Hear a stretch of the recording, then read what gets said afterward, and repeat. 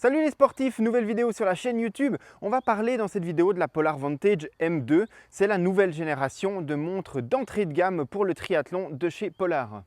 Lors du renouvellement complet de sa gamme au moment du lancement des Polar Vantage V et M, Polar avait annoncé les deux modèles en même temps. Par contre ici, la Polar Vantage V2 est sortie il y a presque 6 mois, alors que c'est maintenant qu'est annoncé la Polar Vantage M2, cette nouvelle génération de montres d'entrée de gamme dont on va découvrir les spécificités dans cette vidéo et puis parcourir quelques éléments importants lors de mon test que vous retrouvez bien évidemment complet sur nakan.ch.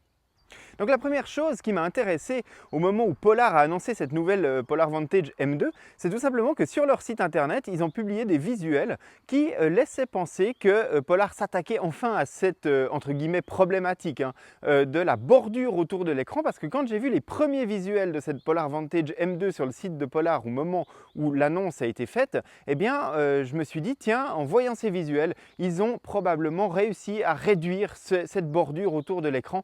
Quand je voyais ce type d'image sur leur site, ça laissait peu de doute par rapport à la génération Polar Vantage M que j'avais chez moi et que je pouvais comparer.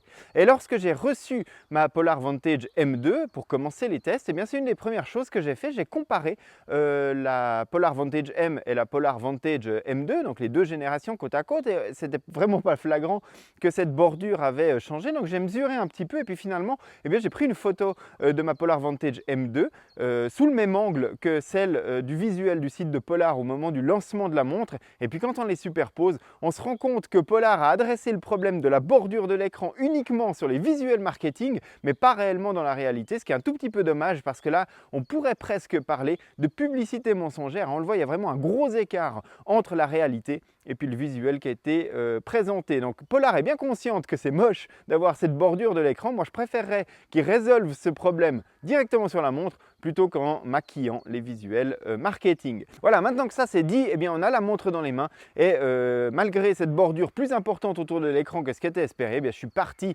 faire du sport avec cette montre pour la tester de fond en comble. Donc la Polar Vantage M2, c'est clairement une montre qui est faite pour aller faire du sport, que ce soit à l'intérieur ou à l'extérieur. On trouve des profils sportifs pour beaucoup d'activités indoor et des activités outdoor. C'est également une montre de triathlon. Elle a un profil multisport de triathlon pour enchaîner les disciplines du triathlon. Donc c'est vraiment une montre multisport qui est vraiment faite avant tout pour mesurer ses activités sportives. Elle n'a pas forcément beaucoup de fonctionnalités connectées. Donc si vous cherchez une montre d'abord avec des fonctionnalités connectées avancées, mais qu'il faut aussi un petit peu de monitoring de sport, ce n'est pas forcément la Polar Vantage M2 qu'il va vous falloir. Par contre, si vous cherchez une montre à un tarif accessible qui permet d'enregistrer une multitude d'activités sportives et puis qui dispose de quelques fonctionnalités connectées de base, on verra plus tard dans cette vidéo que la Polar Vantage M2 est un petit peu améliorée en termes de fonctions connectées, même si ce n'est évidemment pas à un niveau tel qu'une Apple Watch par exemple, mais ça s'améliore très progressivement, mais surtout elle est faite pour aller pratiquer le sport. Et puis au niveau du marché, sur ce segment-là, elle est vraiment une montre de triathlon accessible. Moi, je la situerais un petit peu aux côtés de la Suunto 5 et de la Coros Space 2. Ces montres qui sont vraiment accessibles à environ 300-350 € ou francs suisses, et puis qui sont capables d'enregistrer une session complète de triathlon, qui ont des profils sportifs assez étendus, étoffés, et puis qui restent accessibles, même s'il faut composer avec certaines limitations. On va également en parler dans cette vidéo. Par rapport à la Vantage M de première génération, la Vantage M2 a surtout été améliorée au niveau logiciel. En termes d'apparence, en termes de construction matérielle, elle est très proche de la première génération. Il n'y a pas grand chose qui a changé. On l'a parlé en introduction de cette vidéo de l'écran qui n'a pas été étendu. Donc la bordure d'écran est finalement restée exactement la même, même si sur les visuels, Polar a un petit peu triché.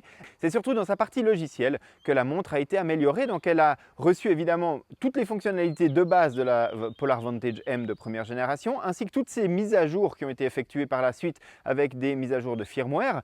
Et puis elle hérite aussi d'une certaine quantité de fonctionnalités qu'on retrouve dans la Polar Grit-X et puis dans la Polar Vantage V2. Et c'est d'ailleurs la troisième montre qui vient finir de compléter la famille sportive des montres de Polar. Dans le segment vraiment sportif outdoor, on retrouve la Grit-X pour les activités outdoor, elle vise un petit peu plus les trailers par exemple, la Polar Vantage V2 qui vise les triathlètes qui sont axés sur la performance, et puis cette Polar Polar Vantage M2 qui également vise des triathlètes peut-être un petit peu moins exigeants en termes d'analyse de données, peut-être un petit peu moins exigeants en termes de fonctionnalité, mais aussi qui ont peut-être un budget moins important à mettre dans leur montre. En tout cas, elle a un tarif beaucoup plus accessible. Donc on le disait, elle hérite de fonctionnalités qu'on a déjà vues apparaître soit sur la Gritix, soit sur la Polar Vantage V2, soit sur les deux. Et puis bien évidemment toutes les fonctionnalités de base qui existent aujourd'hui sur la Polar Vantage M. Parmi les nouveautés, donc, on peut citer le widget de contrôle de la musique par exemple, ou alors les fonctions FuelWise qui vont aider à l'alimentation, donc soit par des rappels pendant l'activité sportive, n'oubliez pas de vous alimenter et de vous hydrater, soit après l'activité sportive où on va découvrir quelles sont les filières énergétiques qui ont été principalement utilisées dans l'entraînement, que ce soit l'utilisation des glucides ou des lipides. Voilà, ça c'est une des fonctionnalités. On trouve aussi le widget de suivi de la semaine, donc où on retrouve les zones de fréquence cardiaque de tous les entraînements de la semaine ou de la semaine précédente si on n'a pas encore réalisé d'activité sportive durant la semaine. Et puis, autre fonctionnalité qu'on retrouve sur cette Polar Vantage M2, ce sont des options d'économie d'énergie qui vont nous permettre de changer les paramètres d'enregistrement GPS pour augmenter un petit peu l'autonomie de cette montre si on part faire des expéditions un petit peu plus longues que ce qui est prévu par l'autonomie de base de la montre. En termes de capteurs intégrés, la montre intègre un accéléromètre pour compter par exemple le nombre de pas qu'on va effectuer dans la journée ou la cadence de course à pied lorsque on la porte au poignet.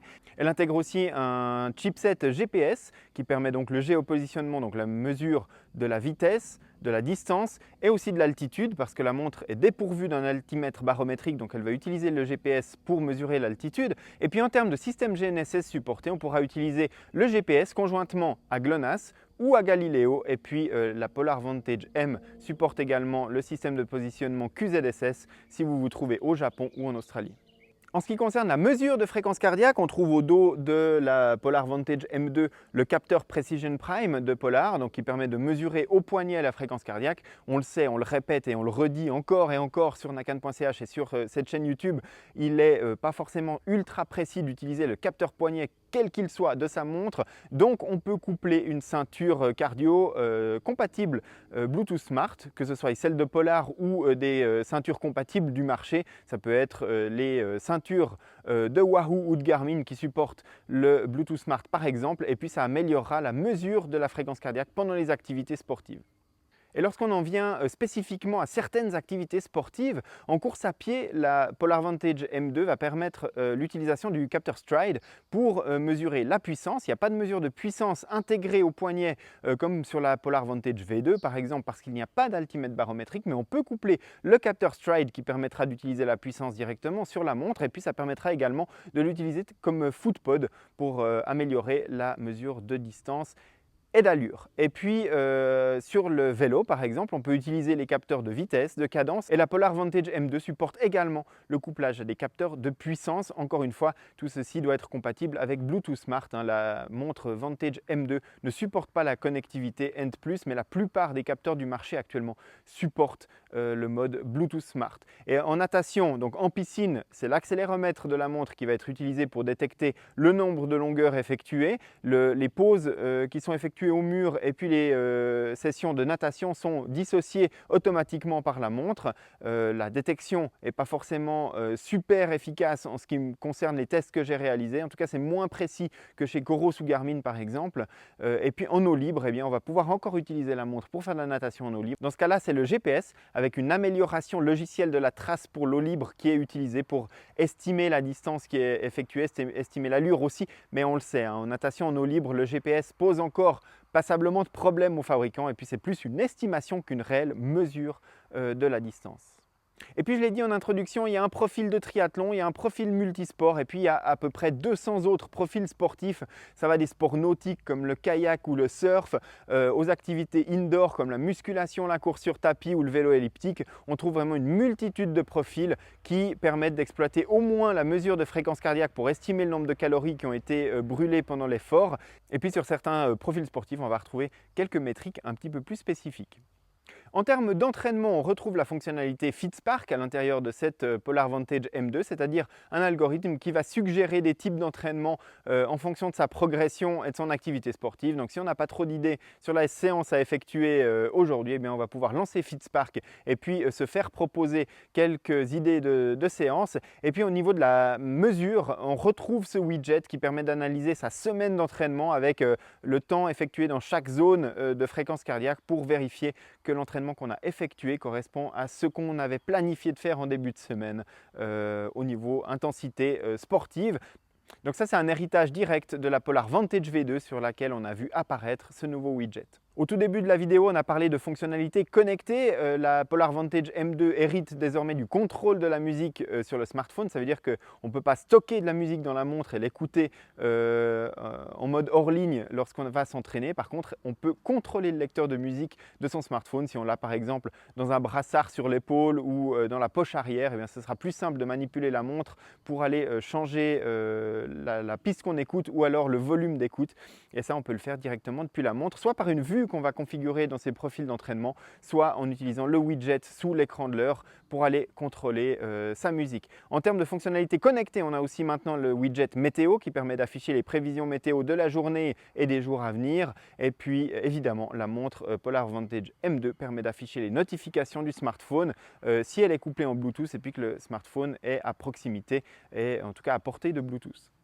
Bien évidemment, la dernière question qui va rester dans cette vidéo, c'est de savoir entre la Polar Vantage M2 et la Polar Vantage V2, quelles sont les principales différences.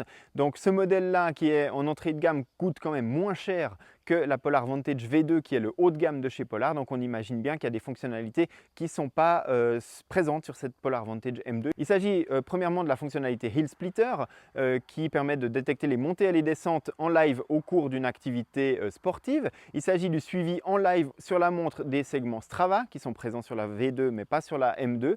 Et puis de la navigation turn by turn par commute. Il n'y a pas du tout de navigation suivi de traces ou autre sur la Polar Vantage M2. On en a parlé également dans cette vidéo, pas d'altimètre barométrique, donc c'est uniquement une mesure de l'altitude avec le capteur GPS sur cette Polar Vantage M2 par rapport à la V2 qui, elle, utilise un barreau. Et puis, en termes de mesures sportives, la Polar Vantage V2 est arrivée avec beaucoup de tests, notamment un test de FTP, de VMA, des tests de récupération musculaire avec des sauts statiques qu'on peut effectuer en portant la montre et puis qui va nous donner un statut de récupération. Eh bien, ça n'existe pas sur cette Polar Vantage M2, on se contentera du test fitness de Polar pour estimer sa VO2 max. Par contre, les autres tests ne sont pas intégrés. Et enfin, quelques différences au niveau de la conception de la montre. Si la Polar Vantage V2 utilise 5 boutons et un écran tactile, on a uniquement 5 boutons sur cette montre M2, il n'y a pas d'écran tactile. Et puis au niveau du retour d'informations, on a un vibreur sur la Polar Vantage M2 mais pas d'alerte sonore, alors que sur la Polar Vantage V2, eh bien, on a et les alertes sonores et le vibreur.